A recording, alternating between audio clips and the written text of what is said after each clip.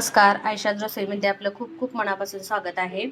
उन्हाळा खूप वाढला आहे आणि आज मी बनवणार आहे कैरीचे पन्हे. तर त्यासाठी मी इथं बघा 5 कैऱ्या घेतलेल्या आहेत. त्या आपण सगळ्यात आधी कुकरला शिजवून घ्यायचे आहेत. 2 ते 3 शिट्ट्या काढून घ्यायचे आहेत कुकरला. तर इथं बघा मी कुकर स्वच्छ धुवून घेतलेला आहे. त्यामध्ये या कैऱ्या ठेवणार आहे बघा. अशा स्वच्छ धुवून घेतलेल्या आहेत मी कैऱ्या या. आता यामध्ये 1 ग्लास पाणी घालायचं आहे आणि याला आपण 2 ते 3 शिट्ट्या करून घ्यायचे त्याच्या. तर हे बघा मी कुकर लावून घेतलेला आहे. गॅसवरती कुकर ठेवलेला आहे. याच्या आपण 3 शिट्ट्या करून घ्यायचे. तर 3 शिट्ट्या झालेल्या आहेत बघा कुकरच्या. कुकर थंड झालेला आहे. आपण बघूया.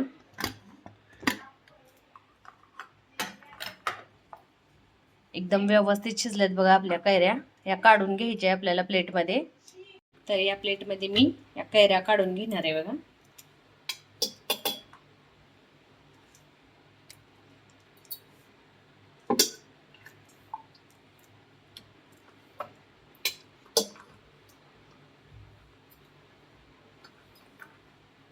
आता इथं बघा सगळ्यात आधी याची साल काढून घ्यायची बघा आणि याचा संपूर्ण गर काढून घ्यायचा आहे आपल्याला.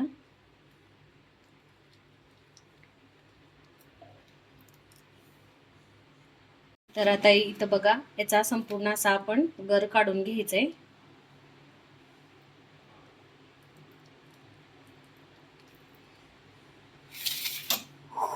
तर मी इथे एक बाउल घेतलेला आहे बघा. त्यामध्ये आपल्याला चमच्याच्या साहाय्याने असा गर काढायचा आहे.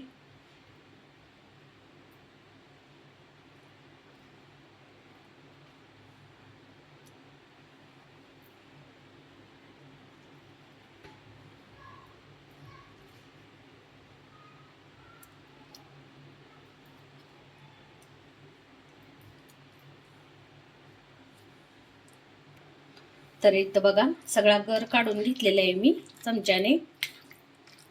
5 कैऱ्या होत्या. 5 कैऱ्याचा आपला एवढा गर निघालेला आहे बघा.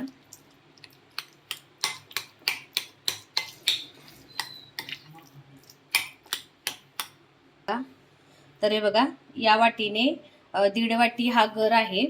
तर त्यासाठी मी अर्धी ते पाऊण वाटी गूळ घेतलेला आहे बघा. तो यामध्ये आपल्याला मिक्स करायचा आहे. आपल्या चवीनुसार आपल्याला आंबट गोड बघून गूळ टाकायचा आहे त्यामध्ये. यामध्ये मी 1 छोटा चमचा सेंधव मीठ घालणार आहे बघा. 2 चमचे जिरा पूड. आता हे सगळं मिक्स करून आपल्याला मिक्सरला फिरवून घ्यायचं आहे बघा. हे अशा पद्धतीने मिक्स करून घेऊया आपण. आणि हे आपण मिक्सरच्या भांड्यामध्ये घालून फिरवून घेणार आहोत. तर इथं बघा मी मिक्सरचं भांडं घेतलेलं आहे. यामध्ये मी हे सगळं मिक्सचर काढत आहे बघा.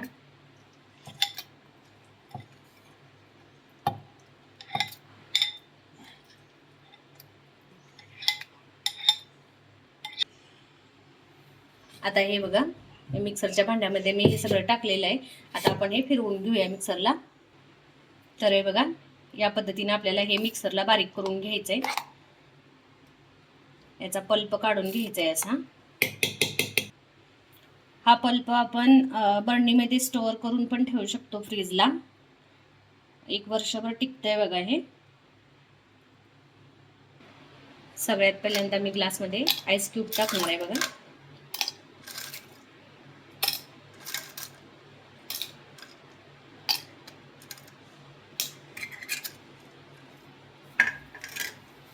आता यामध्ये आपल्याला हा जो आपण पल्प केला होता पन्ह्याचा तो घालणार आहे. 2 चमचे.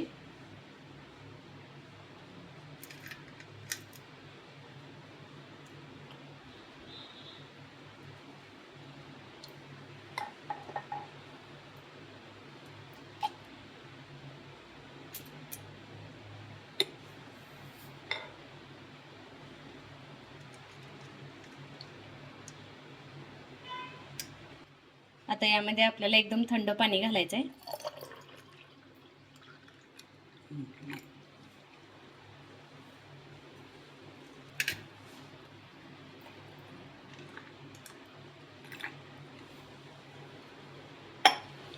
मिक्स करायचं आहे बघा चमच्याच्या साह्याने.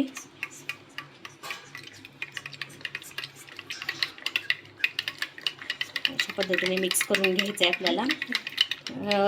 आता उन्हाळा खूप आहे तर आंब्याचं या पद्धतीनं पन्हं करून पिलं तर त्रास होत नाही बघा शरीराला, शरीर थंड राहते. पूर्णपणे मिक्स करून घ्यायचंय.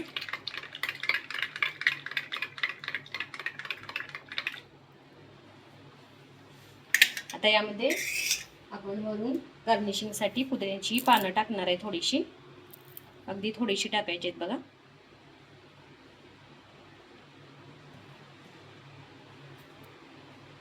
तर बघू शकता तुम्ही मस्त असं आपलं आंब्याचं पन्हं, थंड थंडगार असं आंब्याचं पन्हं तयार झालेलं आहे. तर या पद्धतीनं तुम्ही पन्हं करून बघा, खूप छान लागते आणि झटपट होणारी रेसिपी आहे ही. तर तयार आहे आपलं आंब्याचं पन्हं. माझी ही रेसिपी तुम्हाला आवडली असेल तर नक्की ट्राय करून बघा आणि माझ्या व्हिडिओला लाईक, शेअर, कमेंट्स करा आणि माझ्या यूट्यूब चॅनेलला सबस्क्राईब करा. सोबतच बेल आयकॉनवरती प्रेस करा म्हणजे माझ्या नवनवीन रेसिपीज आणि नवनवीन व्हिडिओज तुम्हाला पाहायला मिळतील. थँक्यू.